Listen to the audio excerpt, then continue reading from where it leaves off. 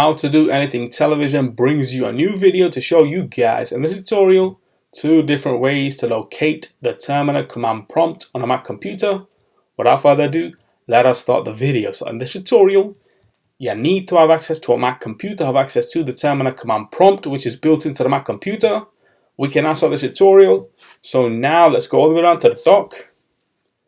Go to Launchpad, search for the terminal command prompt, open up the terminal, and that's the first way to open up the terminal command prompt. Let's now quit terminal. Let's now go all the way down to the dock again, go to Finder. Now let's go to Applications. Now let's make a quick search, terminal.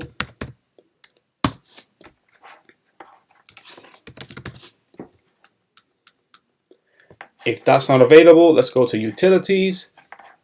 The terminal command prompt should be in here, and there we go, I see it on screen. Open up the terminal command prompt, quit Finder, increase the size of the terminal window, as well as the text size on screen. So we are now ready to start inserting these terminal commands into the command prompt to complete a task. So we can now quit terminal. And so that's it for this video. I'll see you guys in my next tutorial. Thanks for now.